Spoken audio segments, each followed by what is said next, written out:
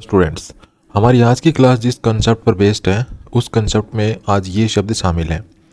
ये शब्द हैं postage, harm, equipment, evidence, weather, behaviour, progress, music, money, soap, chalk, sugar, bread, stationery, crockery, traffic, money, food, fuel, scenery, machinery, poetry, jewellery, knowledge, luggage, baggage, advice, information, stone, furniture और brokerage.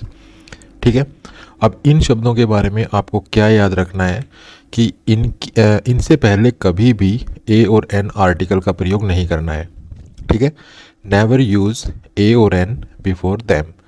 कभी भी आपको ये नहीं कहना है a postage, a harm, an equipment, ठीक है, एन एविडेंस, ये नहीं कहना है। अगर आप इनसे पहले जैसे इक्विपमेंट से पहले आपने एन लगा दिया तो ये गलत है। इसी प्रकार एन एविडेंस अगर आपने कह दिया तो गलत है। इसी प्रकार ए वेदर कह दिया तो गलत है। ए बिहेवियर, ठीक है, ए शुगर, ये गलत है। तो इन शब्दों से पहले कभी भी ए और एन आर्टिकल का प्रयोग ना करें। दूसरा, इन शब्दों के साथ कभी भी एस, ई एस या आई एस ऐड ना करें। ठीक है। जैसे आप मान लीजिए ये कह देते हैं लगेज है, मान लगेज को ले लेते हैं और लगेज को आप ऐसे लिख देते हैं लगेजेस। ठीक है, तो ये गलत है।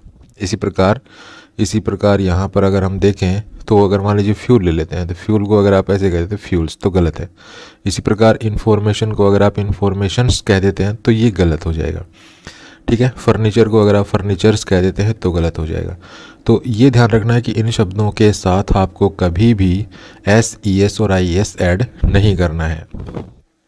उसके बाद एक चीज़ और बड़ी इंपॉर्टेंट बात है जो आपको याद रखनी है, वो ये है कि अगर ये शब्द किसी सेंटेंस में सब्जेक्ट हों तो आपको सिंगुलर वर्ब यूज करनी है। ठीक है। ये ध्यान रखना है कि इन शब्दों के साथ कोई और वर्ड्स अटैच ना हो, सिर्फ यही शब्द हो। ठीक है। तो अगर इन शब्दों को अगर हम एज ए सब्जेक्ट यूज करते हैं तो इनके बाद सिंगुलर वर्ब का प्रयोग किया जाता है। तो इसके लिए कुछ एग्जाम्पल्स देख लेते हैं। अब उन एग्जाम्पल्स के द्वारा आपको और अच्छी तरह समझ में आ जाएगा। तो देखिए, I like the poetries of Byron and Shelley. अब ये सेंटेंस में क्या गड़बड़ है, इस सेंटेंस में देखिए पोइट्रीज लिखा हुआ है। हम पोइट्रीज कभी नहीं लिखते हैं। हम पोइट्री के साथ आई एस लगाकर कभी भी इसको मतलब प्लूरल नहीं करते हैं। तो यहाँ पर ये गलत है। हमें यहाँ पर क्या करना पड़ेगा, पोइट्री, यहाँ पर हमें पोइट्री लिखना पड़ेगा। ठीक है। नेक्स्ट देखिए, no porter being available he carried all his luggages himself. यहाँ पर देखिए लगेजेस को प्लूरल किया गया है, तो यहाँ पर ये गलत है कि आप लगेज को प्लूरल बना के लगेजेस लिख दें। ठीक है, तो ये गलत हो जाएगा। तो यहाँ से हमें ऐसा हटाना पड़ेगा। नेक्स्ट है, the sceneries of Kashmir is very interesting. अब यहाँ पर देखिए सीनरीज लिख दिया गया है, जबकि क्या होता है सीनरी, ये होता है सीनरी। अब सीनरी को अगर आप प्लूरल करके लिख देंगे इस तरह सीनरीज, तो ये गलत हो जाएगा। हमें ये यूज़ नहीं करना है, हमें सीनरी को प्लूरल बनाना ही नहीं है, तो हमें यहाँ पे सीनरी ही यूज़ करना है। तो ये सेंटेंस हो जाएगा the scenery of Kashmir is very charming. Next है, the company has ordered some new equipments. तो यहाँ पर देखिए इक्विपमेंट्स लिख रखा है, तो इक्विपमेंट्स हम नहीं लिखेंगे, हम यहाँ पर इक्विपमेंट लिखेंगे। नेक्स्ट सेंटेंस है, the police have received 2 important informations that can help them solve the triple murder case. अब यहाँ पर देखिए इन्फॉर्मेशंस लिख दिया गया है, जबकि हमने अभी पढ़ा था कि इन्फॉर्मेशन नाउन को हम प्लूरल बना के नहीं लिखते हैं। तो हमें यहाँ पर इसको सिंगुलर ही करना होगा, हमें इसमें से ऐसा हटाना होगा यहाँ से। और एक चीज़ और देखिए, यहाँ पर इन्फॉर्मेशन के साथ ये 2 लगा हुआ है। ठीक है, तो ये भी गलत है, क्योंकि इन नाउन्स के साथ हम 2, 3, 4, 5, 6 ये प्रकार के जो नंबर्स होते हैं ये भी ऐड नहीं कर सकते हैं, ये भी नहीं लिख सकते हैं। तो यहाँ से हमें 2 को भी हटाना पड़ेगा। ठीक है, तो हमें ऐसे लिखना पड़ेगा, the police have received important information that can help them solve the triple murder case. अब हम कुछ ऐसे सेंटेंस लेते हैं जो पहले किसी न किसी एग्जाम में आ चुके हैं और जो किसी कंसेप्ट पर बेस्ड है। जैसे इस सेंटेंस को देखिए, I want to give you an information about the missing necklace. ये क्वेश्चन आया था एसएससी एमटीएस 2023 में। तो यहाँ पर देखिए, यहाँ पर लिखा हुआ है एन इन्फॉर्मेशन। तो अभी हमने पढ़ा था कि हम इन नाउन्स के साथ, हम इन शब्दों से के साथ जो है ए और एन आर्टिकल यूज नहीं करते हैं। तो यहाँ पर हमें इसको हटाना पड़ेगा, इनको। ये सेंटेंस हो जाएगा, I want to give you information about the missing necklace. Next देखिए, the news of his involvement in illegal activities have shocked everybody. यहाँ पर ये जो सेंटेंस है ये आया था सीपीओ टायर 2 26/7/2021 को। अब यहाँ पर इस सेंटेंस में क्या गलती है, देखिए ये हमारी वर्ब है हैव शॉक्ड, और यहाँ पर ये सारा जो है वो सब्जेक्ट है। ठीक है, the activities of his involvement in illegal activities. अब यहाँ पर देखिए इस सब्जेक्ट में 3 नाउन यूज़ किए गए हैं। पहला न्यूज़, दूसरा इन्वॉल्वमेंट और तीसरा एक्टिविटीज़। ठीक है, अब हमें ये देखना है कि ये जो वर्ब है हमारी ये किस नाउन के अकॉर्डिंग आएगी, क्योंकि सब्जेक्ट में तीनों नाउन शामिल है। तो हमने पढ़ा था कि अगर कोई नाउन सब्जेक्ट में है और वो नाउन प्रीपोजिशन के बाद आ रहा है तो उसका वर्ब पर कोई कंट्रोल नहीं होगा। तो देखिए ये जो एक्टिविटीज़ है ये इन प्रीपोजिशन के बाद आ रहा है, तो यहाँ से इसका रोल ख़त्म हो गया इस वर्ब पर। यहाँ पर देखिए इन्वॉल्वमेंट है, ये ऑफ प्रीपोजिशन के बाद आ रहा है, तो इसका रोल भी ख़त्म हो गया। ठीक है, बचा एक न्यूज़। अब न्यूज़ सिंगुलर होता है, अब सिंगुलर होता है तो इस वर्ब को आना चाहिए सिंगुलर, तो यहाँ पर हम लिखेंगे हैज़। नेक्स्ट सेंटेंस है all our furnitures were spoiled in the recent rains and floods. अब ये क्वेश्चन आया था CHSL 4/8/2021 की आफ्टरनून शिफ्ट में। यहाँ पर देखिए फर्नीचर्स लिखा हुआ है, जबकि फर्नीचर्स तो कुछ नहीं होता है। ठीक है, फर्नीचर्स हम नहीं लिखते हैं, हम फर्नीचर लिखते हैं, तो यहाँ पर हमें इसमें से S हटाना होगा। नेक्स्ट है they had to wait for the luggages to be put into the cab before they themselves got into it. ये क्वेश्चन आया था CHSL 17/3/2020 को मॉर्निंग शिफ्ट में। यहाँ पर देखिए लगेजेस लिखा हुआ है। अब लगेजेस तो हम लिखते नहीं है, क्योंकि लगेज को हम प्लूरल बना के लगेजेस नहीं लिखते हैं कभी भी, तो इसको हमें सिंगुलर ही बनाना पड़ेगा, S हटाना पड़ेगा। नेक्स्ट है I thanked him for his advices. अब यहाँ पर देखिए एडवाइसेस लिखा हुआ है, एडवाइस को एडवाइसेस नहीं लिखते हैं हम। ठीक है, एडवाइस मीन्स होती है सलाह, तो इसको हम प्लूरल नहीं बनाते हैं, तो हमें इसमें से S हटाना होगा। नेक्स्ट है knowledge of 2 languages are required to pass the examination.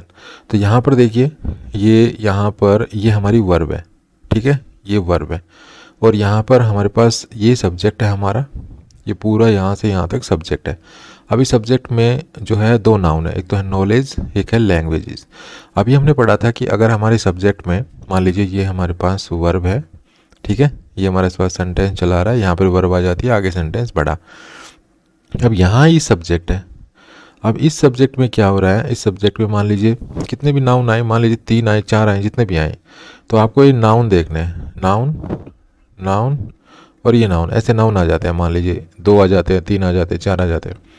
तो ये जो वर्ब आएगी ना, ये जो यहाँ पर ये वर्ब है, ये उस नाउन के अकॉर्डिंग आएगी जो सबसे पहले आ चुका है।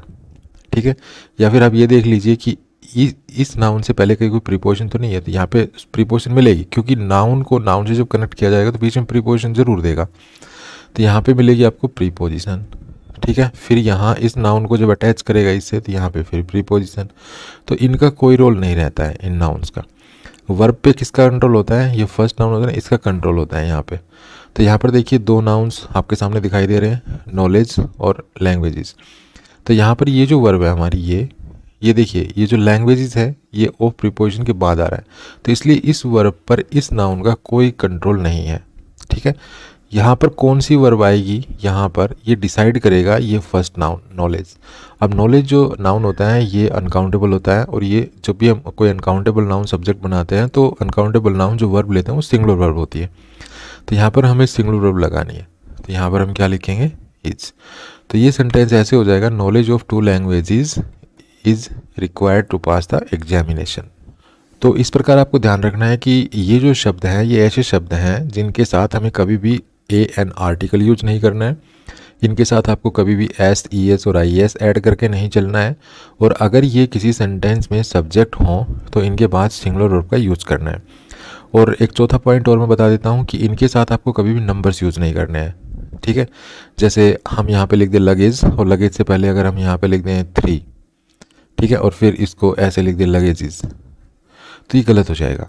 ठीक है, आपको इस तरह से नंबर्स 2, 3, 4, 5 किसी के साथ यूज़ नहीं करने। जैसे अगर हम कहते हैं 5 मनी, ठीक है, 3 ट्रैफिक्स और 4 सोप्स। ठीक है, ये सोप भी 4 सोप्स नहीं होता है। अब जैसे आप स्नान करने के लिए अगर हम साबुन यूज करते हैं और वो मार्केट से लाते हैं, और अगर आप कहते हैं कि भाई मैं आज 4 साबुन लेकर आया, तो हिंदी में तो हम बोल सकते हैं, आम बोलचाल में तो हम बोल सकते हैं, लेकिन ये सोप जो है ना एक जो है सब्सटेंस होता है, और उस सब्सटेंस में से जो सोप्स हैं उनकी बार काटी जाती है। ठीक है, तो हम ऐसे कह सकते हैं 4 बार्स ऑफ सोप।